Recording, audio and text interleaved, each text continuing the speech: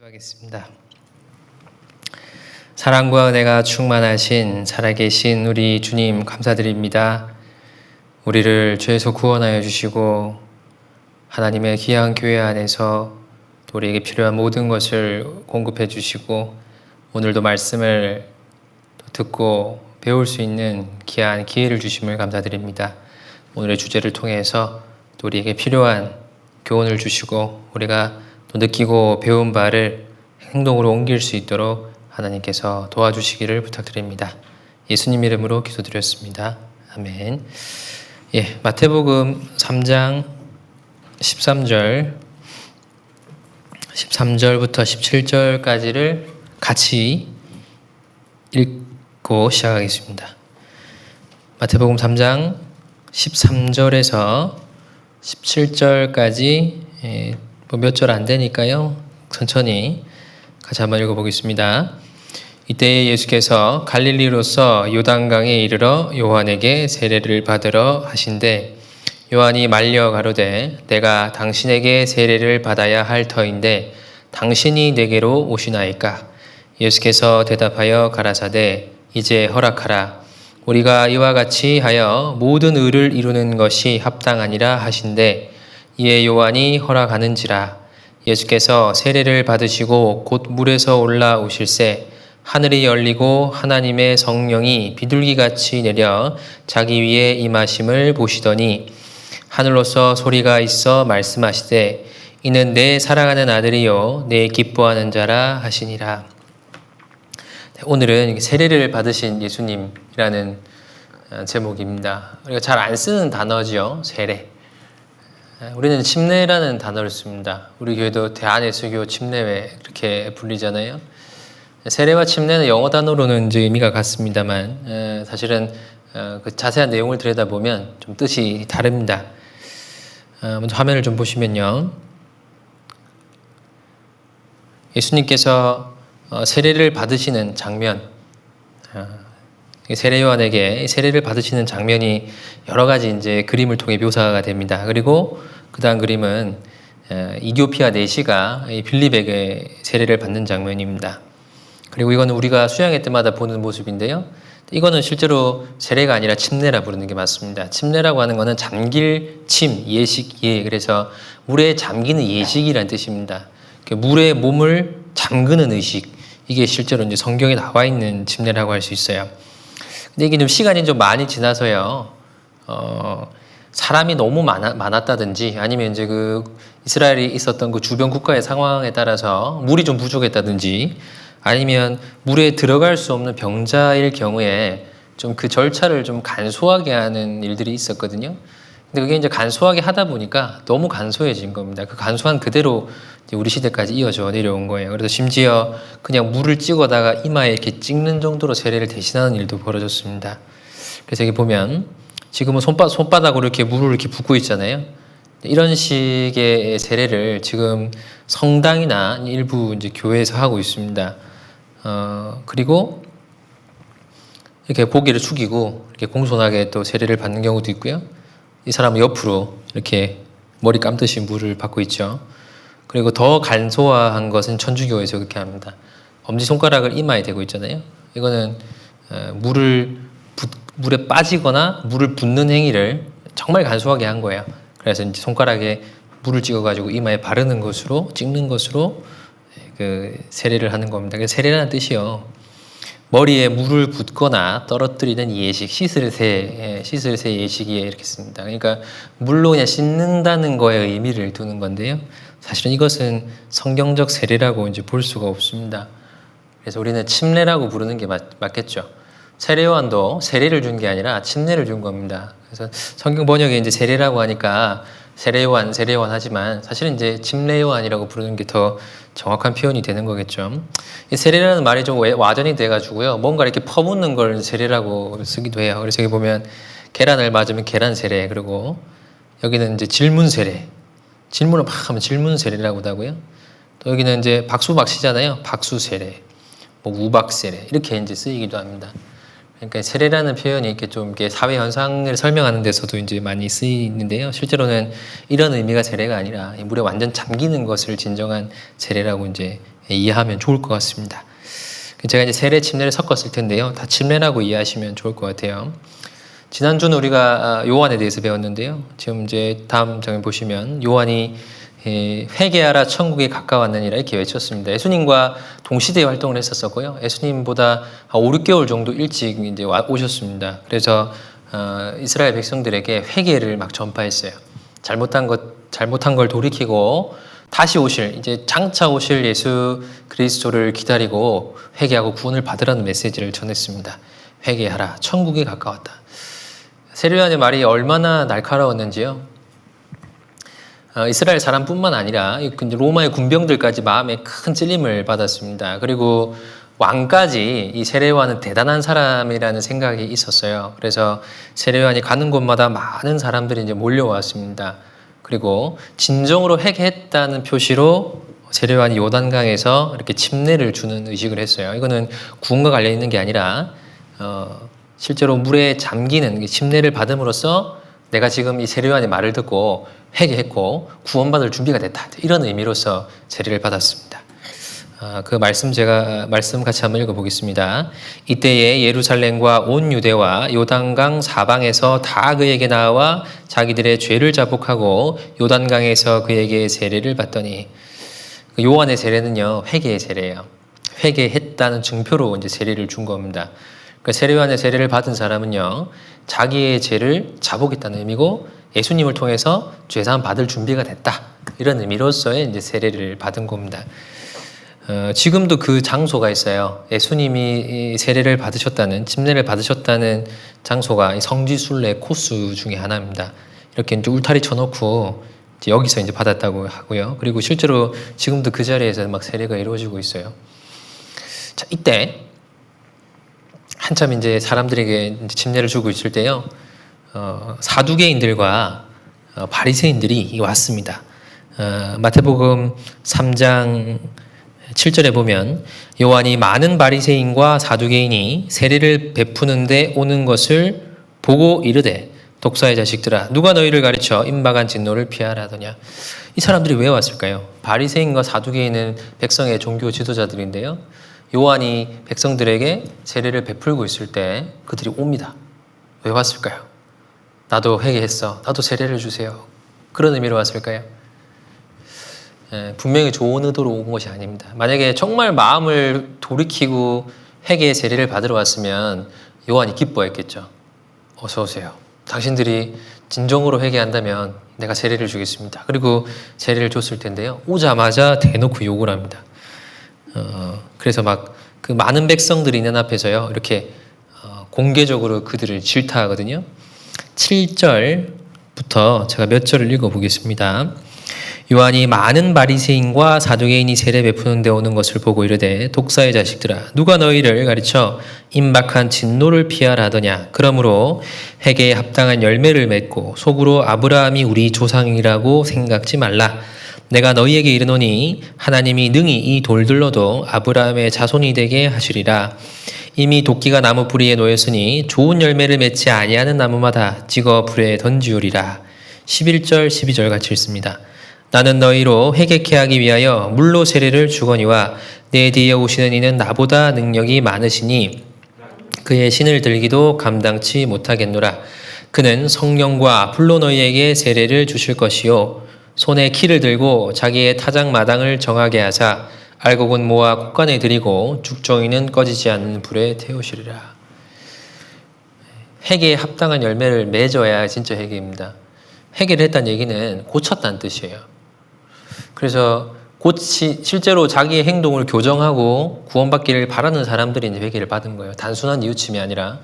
근데 이들이 온 이유가요, 이 사두개인과 바리새인이 온 이유는 아마 이제 그 백성들 앞에서 이렇게 세례요한이 어떤 인기가 좋으니까 어떤 메시지를 전하는지 아마 보러 왔을 겁니다. 그리고 예수님에게 그랬던 것처럼 그 말에 꼬투리를 잡아서 이제 고소하기 위해서, 그리고 어떤 비방하기 위해서 그런 목적 갖고 왔을 거예요. 그러니까 합당한 회개, 합당한 열매도 없고 정말 이 외식하고 악한 이 사람들에 대해서 신랄하게 비판을 한 겁니다. 그리고 예수님께서 장차 오실 때는 물로 세례를 주는 게 아니라 성령과 불로 세례를 줄 거다 그랬어요. 성령 세례라고 하는 건 이제 구원 얘기하는 거고요. 불 세례는 심판 얘기하는 겁니다. 그래서 12절에 보면 꺼지지 않는 불에 태운다 그랬죠. 그래서 구원받은 사람, 구원받지 않는 사람을 나눠서 이제 심판하실 것에 대한 이제 예언을 했습니다. 그때 예수님이 딱 등장하시는 거예요. 13절이죠. 이때예요. 예수께서 갈릴리로서 요단강에 이르러 요한에게 세례를 받으려 하신대. 얼마나 이제 이목이 좀 집중이 됐겠어요. 그때 예수님께서 이제 등장을 하십니다. 그리고 예수님께서 요한에게 세례를 받으려고 하시는 거예요. 요한 나에게 세례를 주시게. 그러니까 세례 요한이 얼마나 당황스러웠겠어요. 이게 어떤 상황이냐면 목사님이 내가 성경 읽다가 궁금한 게 있는데 유진호 선생님 이거 좀 물어봐도 돼요? 그러면 아니 저요? 왜 저한테 그러시겠죠?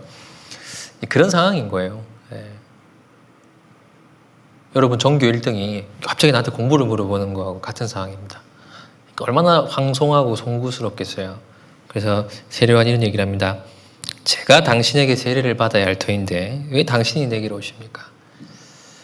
당연한 말이죠. 아마 이 요한이요 본능적으로 예수님이 의인이라는 것을 알아차렸던 것 같습니다. 근데 우리가 이제 성경 본문을 보면 아시겠지만 요한이 세례를 받은 이후에 예수님 세례 이후에 일어난 현상을 보고 실제로 이제 이분이 예수님이라는 것을 이제 알았거든요. 그러니까 이전에도 범상치 않은 분이라는 걸 알고 있었던 겁니다. 본능적으로. 그러나 이제 예수님께서요 15절에 보면 예수께서 대답하여 가라사대 이제 허락하라. 우리가 이와 같이 하여 모든 의를 이루는 것이 합당하니라 하신대 이에 요한이 허락하는지라. 우리가 이렇게 하는 것이 하나님의 의를 이루는 데 합당한 거다. 내가 이 일을 통해서 보여줄 게 있다. 네가 자격이 뛰어나고 내가 자격이 없어서 너에게 침례를 받는 게 아니라 우리가 이 일을 통해서 하나님께서 하시고자 하는 일을 사람들에게 보여줄 필요가 있어서 그런 거니까 협조해라. 그래서 알겠습니다. 그리고 이제 허락을 한 거예요. 그래서 이제 침례를 줍니다. 굉장히 상기된 표정이죠. 요한이 긴장하고 있습니다. 예수님이 침례받은 이유가 이거예요. 이제 물이 의미하는 바가 있습니다. 예수님이 침례받으신 이유 같이 읽어볼까요? 죽으심과 부활하심을 미리 보여주시기 위해서요. 예수님이 침례를 받으신 이유는 예수님의 죽으심과 부활을 미리 보여주기 위해서 그런 거예요. 어떤 사람은 예수님이 침례 받을 때 안수해가지고 제가 그건 넘어갔다고 생각하는데 그건 아니에요. 예수님께서 세례를 받을 이유가 전혀 없어요. 회개의 세례를 받을 이유가 전혀 없습니다. 그런데요, 실제로 침례의 진정한 의미를 보여주기 위해서 예수님이 대표로 받으신 겁니다. 자, 물에 들어가는 것은 죽음을 의미하는 거거든요. 그래서 예수님께서 물에 잠기셨을 때 실제로 죽으실 것에 대한 예표를 보여주신 거고요. 물에서 올라올 때는 자기가 부활하실 것에 대한 어떤 그 예표를 침례를 통해서 이제 보여주신 겁니다.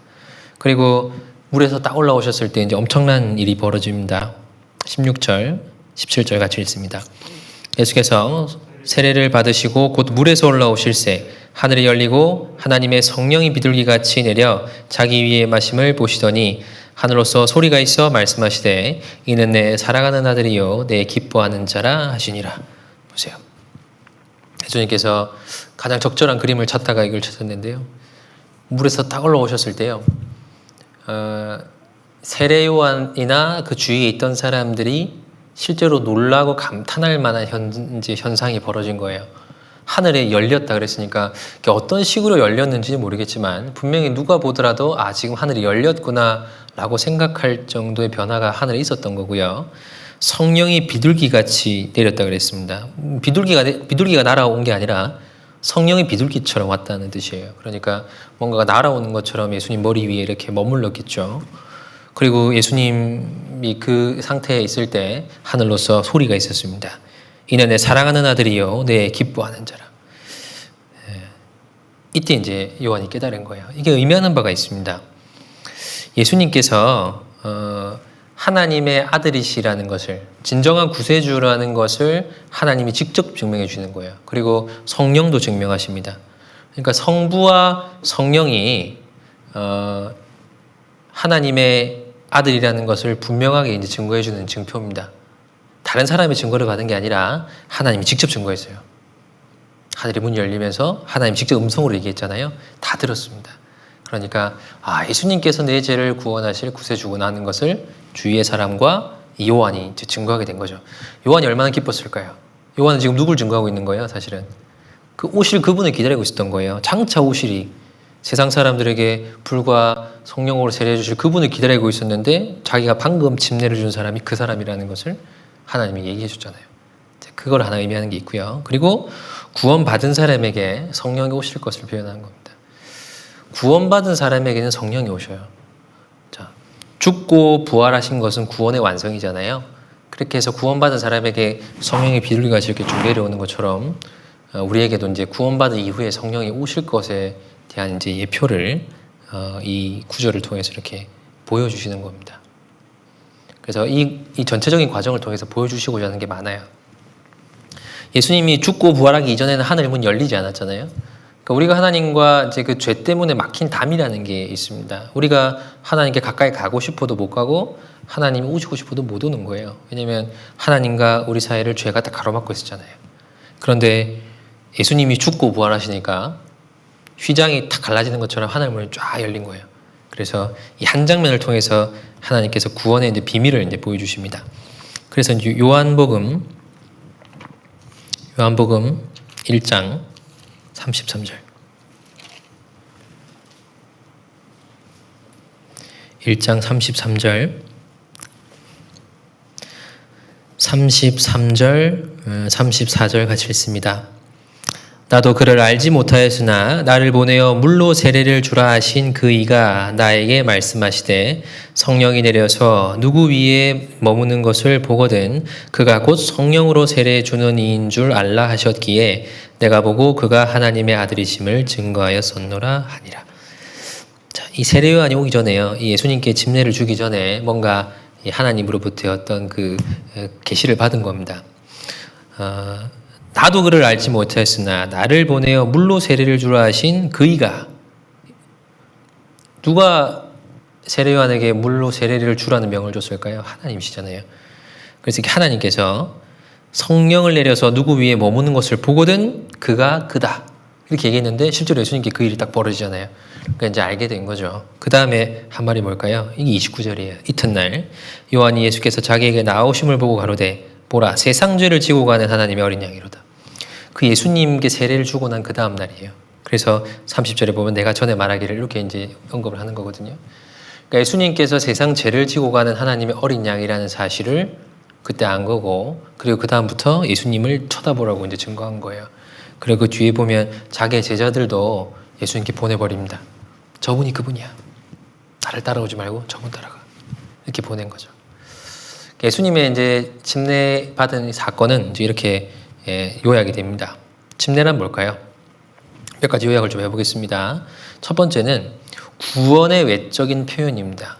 침례란 구원의 외적 표현이에요. 구원의 영혼을 침례라고 할 수 있거든요.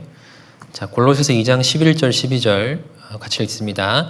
또 그 안에서 너희가 손으로 하지 아니한 할례를 받았으니 곧 육적 몸을 벗는 것이요 그리스도의 할례니라. 너희가 세례로 그리스도와 함께 장사한 바 되고 또 죽은 자들 가운데서 그를 일으키신 하나님의 역사를 믿음으로 말미암아 그 안에서 함께 일으키심을 받았느니라. 자, 믿음으로 우리가 세례받은 거예요. 믿음으로 그 안에서 함께 일으키심을 받았다. 예수님 죽을 때 우리가 같이 죽은 거고 예수님 살아나실 때 살아난 건데 믿음으로 우리가 그 주님의 죽으심과 부활하심에 동참하게 된 거잖아요. 그러니까 죽을 때 이미 침례는 이루어진 거예요. 우리 영혼이 살아났잖아요. 그걸 이제 외적으로 표현하는 거예요. 그게 실제로 의식으로 이루어지는 이제 침례를 표현하는 겁니다. 그래서 이 예표들이요, 성경에 아주 많은데 우리가 이제 실제로 수양에서 이제 그렇게 침례를 하는 것도 있잖아요. 구약 성경에 구원을 표현하는 그 침례를 표현하는 예표들이 있는데요. 이게 이제 노아 홍수예요. 방주는 구원 의미합니다. 방주에 쏙 들어가는 건 이제 구원받은 거고. 방주가 물을 통과하잖아요. 이게 침례라고 표현했습니다. 이렇게 베드로전서 3장에 이런 표현이 있습니다. 그리고 출애굽, 애굽에서 나온 건 구원받은 거예요. 그리고 홍해 통과한 거는 침례받은 겁니다. 왜냐하면 고린도전서 10장에 그 내용이 나옵니다. 구원과 침례는 성경에 이미 언급되어 있는 아주 이제 분명한 진리라고 할 수 있습니다. 영혼이 구원받은 거에 대한 외적 표현. 뒤집어 얘기하면 구원을 받아야지만 침례받을 수 있다는 뜻이에요. 구원받은 사람만 침례받을 수 있습니다. 침례 자체가 구원이라는 의미가 아니에요. 어떤 분은 구원받으셨어요? 예, 저는 침례교인이에요. 세례교인이에요. 세례명도 있어요. 그런 분도 계시는데요. 침례받았다 그래서 구원받은 게 아닙니다. 구원받은 사람 침례 꼭 받아야 돼요. 그러나 침례를 받았다 그래서 구원은 아니에요. 그래서 우리 초등학생, 초등부 친구들 중에 침례 여러 번 받은 친구들 있죠.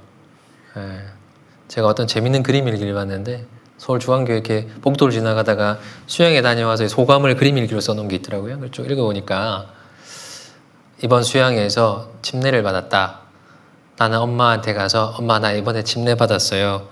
얘기했더니 엄마가 넌 침례를 재미로 받냐? 이렇게 대답했다. 이렇게 이제 영국어는 웃었는데 여러 번 받은 거예요. 그러니까 넌 침례 재미로 받냐? 이렇게 이제 얘기했다고 속상했다고 이렇게 적어놨더라고요. 그러니까 이제 이 친구가 왜 침례 받았을까요? 재미로 받은 건 아닐 거예요. 근데 내가 이번에 진짜 구원이야. 저번은 아니었어. 그러니까 침례를 여러 번 받았는데 구원과 관련하면 침례를 받을 수 있다는 거예요. 근데 확실히 구원받은 사람은 침례를 받아야 됩니다. 근데 이제 잘못된 것들이 있어요. 유아 세례라고 하는 겁니다. 여기 보면 아이가 누워 있는데 머리에 물을 붓고 있죠. 아이 입장에서 뭔가 결심이 된다든지 감동이 된다든지 그럴까요? 엄청 놀라고 막 짜증나고 그럴 거예요. 당황스럽고. 근데 유아 세례를 천주교에서도 하고 일부 개신교에서도 하고 있습니다. 더 심한 건요. 영국 성공회에서는 동물에게 침례를 줘요. 모든 피조물을 하나님이 받으신다. 그러니까 너무 황당한 소리죠. 네. 구원받은 사람만이 침례받을 수 있습니다. 그래서 우리가 확실히 구원받는 게 아니라면 구원 확실히 받고 난 이후에 다시 침례받아야 돼요. 그리고 침례는 꼭 해야 됩니다. 꼭 해야 되는 거예요.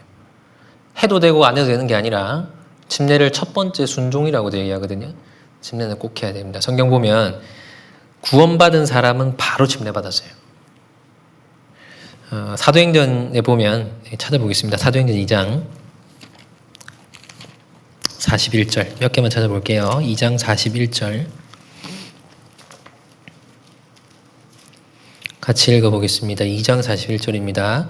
그 말을 받는 사람들은 세례를 받음에 이날의 제자의 수가 3,000이나 더하더라. 그날에 3,000명이 세례를 받았어요.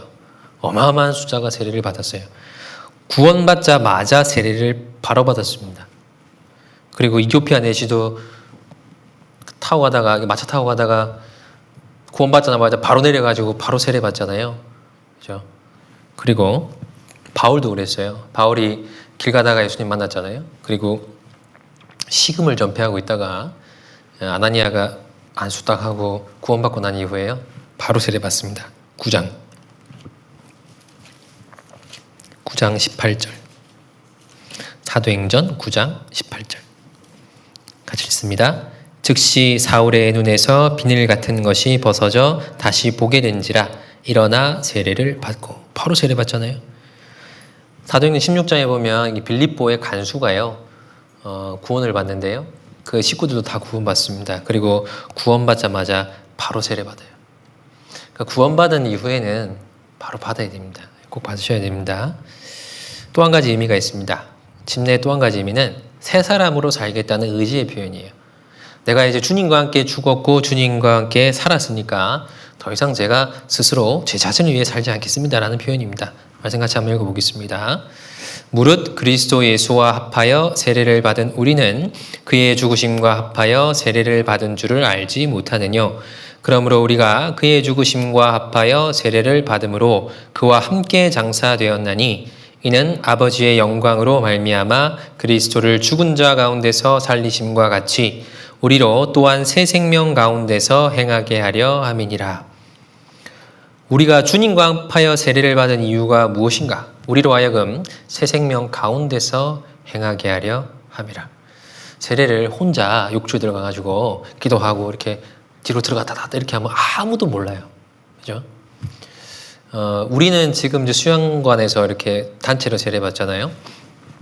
제가 이제 침례와 관련된 영상을 좀 찾아보니까요. 좀 신기한 것들이 많아요. 단상 앞에 이렇게 투명 욕조가 딱 있어가지고 온 교인이 보는 앞에서요. 들어가면 다 보여요. 그냥 투명 욕조니까. 그래서 들어가는 거, 앉는 거, 눕는 거 다 보입니다. 이렇게 모든 사람 앞에서 내가 구원받았다는 걸 이렇게 표현하는 행위로서 공개적인 행사를 합니다. 이게 이제 우리 수양관 침례 현장인데요. 틀지 마세요. 네. 소리만 들으십시오.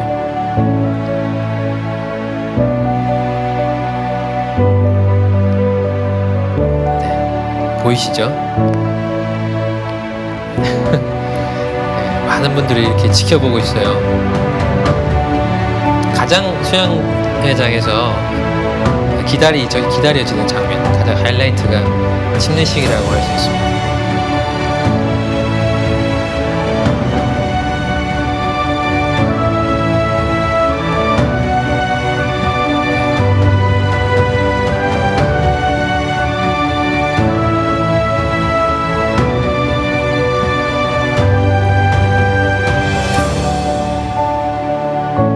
네, 기뻐하고 있잖아요. 네.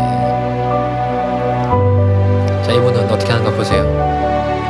옆에 침례해 주신 분과 막 목사님 안아드리고 뭐 그럽니다. 옆에서 이제 보고 있으면요, 정말 같이 막 기뻐져요.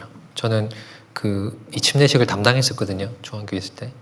그러니까 막 몇 차수 봤어요, 새벽부터 막. 근데요, 별로 질리지가 않습니다. 다 사연이 있잖아요. 한 사람 한 사람 얼마나 극적으로 구원받았겠어요.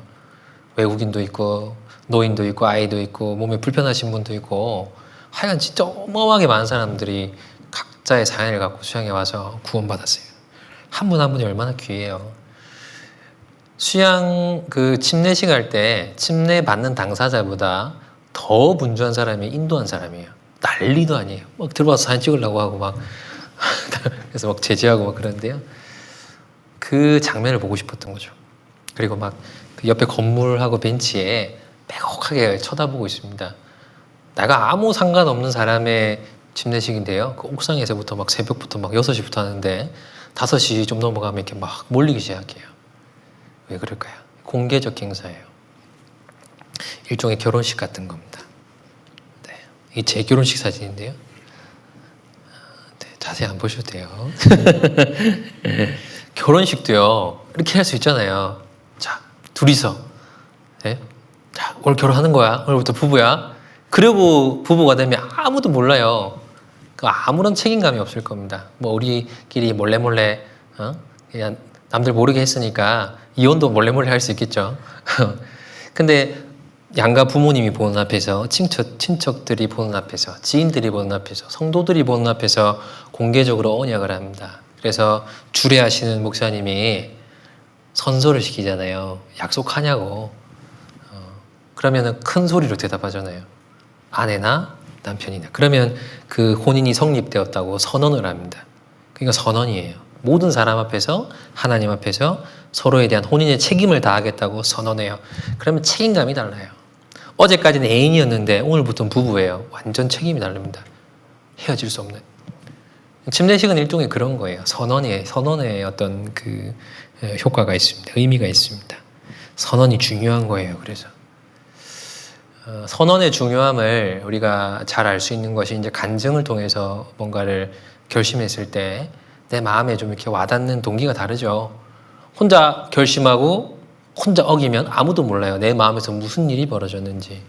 근데 분반 시간에 이번 주는 뭘 지켜볼까? 그래서 이번 주는 제가 TV 보는 시간을 반으로 줄일게요. 뭐 휴대폰 하는 시간을 반으로 줄일게요. 그러면은 마음에 정말 지켜야겠다는 생각이 들잖아요. 내가 선생님 앞에서 그렇게 약속했는데, 친구들 앞에서 그렇게 약속을 했는데 내가 그냥 어기면 안 되지, 그런 생각이 들잖아요. 그래서 선언은 중요한 겁니다. 우리가 뭔가 지켜야 될 중요한 것들이 있을 때요, 많은 사람 앞에서 혹은 같이 교제하는 선생님이나 친구들 앞에서 그 얘기를 하는 게 좋아요. 그래야 훨씬 더 책임감 있게 신앙생활을 할 수 있습니다. 침례는 그런 어떤 이제 효과가 있습니다. 모든 사람 앞에서 내가 구원받았다고 시인한 거잖아요. 그럼 이제 내가 어떻게 살아야 될까요? 이제 예수님과 함께 죽었다가 살아난 사람처럼 다르게 살아야지. 근데 전혀 관련 없는 사람처럼 막 살면 그건 진짜 말도 안 되는 거잖아요. 우리도 아마 우리 친구들 중에 구원받고 침례 받은 친구들도 있고, 아직 구원 못 받은 친구도 있고, 구원은 받았는데 침례는 못 받은 친구도 있을 거예요. 근데 침례를 받든 안 받든 열심히 잘 살아야 되지만 정말 여러분이 침례를 받았다면, 구원받고 확실히 침례를 받았다면 그 순간을 기억하셔요. 내가 무슨 결심으로 왜 침례를 받고 침례의 그 진짜 의미가 뭐였는지 한번 생각해 봐야 됩니다. 그건 내가 결심한 거예요. 하나님 앞에서 선언한 거예요. 내가 다시는 그 물에 들어갈 때처럼 죽은 자처럼 안 살고 죽었다가 다시 살아난 예수님처럼 내가 살아야겠다. 그거를 선언한 거예요. 잊고 살잖아요. 근데 그것을 기억해야 됩니다. 그리고 침례 또 한 가지 의미는요, 부활의 소망을 가지도록 하는 거예요. 부활의 소망. 고린도전서 15장 29절 같이 한번 읽어보겠습니다. 만일 죽은 자들이 도무지 다시 살지 못하면 죽은 자들을 위하여 세례받는 자들이 무엇을 하겠느냐? 어찌하여 저희를 위하여 세례를 받느냐? 이 말씀 그냥 읽으면 이해가 잘 안 될 수 있는데요. 한마디로 이거예요. 침례는 부활의 소망이 있기 때문에 받는 겁니다. 그래서 주님과 함께 죽고 주님과 함께 사는 걸 의미하는 거예요.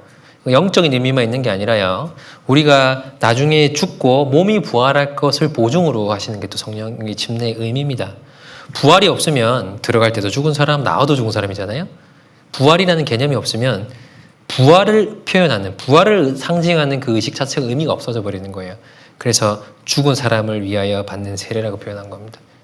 세례는 죽은 자를 위한 게 아니라 산 자를 위한 거죠. 죽었다 사는 걸 표현하려고 하는 의식이 침례니까 진짜 부활이 없으면 그런 의식을 할 필요가 없어요. 쇼죠, 쇼. 근데 왜 하나님께서 우리에게 침례를 하라 하셨을까요? 영혼만 죽고 사는 게 아니고 생활만 죽고 사는 게 아니라 몸도 완전히 썩어질 몸은 죽고 죽지 않을 몸으로 살 거라는 것을 이 침례를 통해서 보증으로 보여주는 겁니다. 그래서 확실히 구원받고 영혼의 침례를 받은 사람은 생활에 실제로 물로 침례를 받고 난 이후에 생활의 구원을 이루어야 돼요. 그리고 나중에 주님 오셨을 때 그 침례의 진정한 의미, 예수님과 함께 죽었다가 부활한, 예수님이 부활하심으로써 부활의 첫 열매가 되셨잖아요.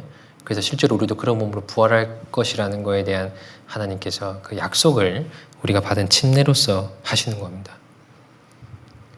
그래서 예수님께서 사실 침례 받을 이유가 없는 분인데 침례를 왜 받으셨을까 한번 쭉 생각을 해보시고, 정말 이 침례가 주님과 함께 살고 주님과 함께 죽고 내가 남은 삶도 하나님처럼 하나님 기쁘시게 하는 삶을 살고 나중에 주님께서 나를 데리러 오셨을 때 내가 완전한 몸으로 변화되는 거구나. 그래서 기쁨 가운데 살으라는 거고 더 이렇게 좀 충실하고 성실하게 살으라는 의미입니다. 그래서 분반 시간에 좀 더 자세하게 선생님과 교제하시고 각자 또 필요한 교훈을 얻으셨으면 좋겠습니다. 기도하겠습니다. 하나님 감사합니다. 오늘 우리에게 침례의 진정한 의미에 대해서 함께 배울 수 있는 시간 주셔서 감사합니다.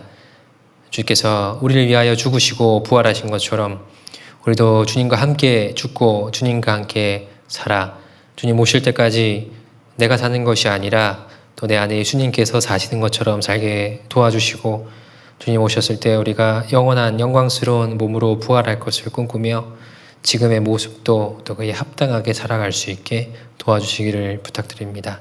예수님 이름으로 기도드렸습니다. 아멘. 수고하셨습니다.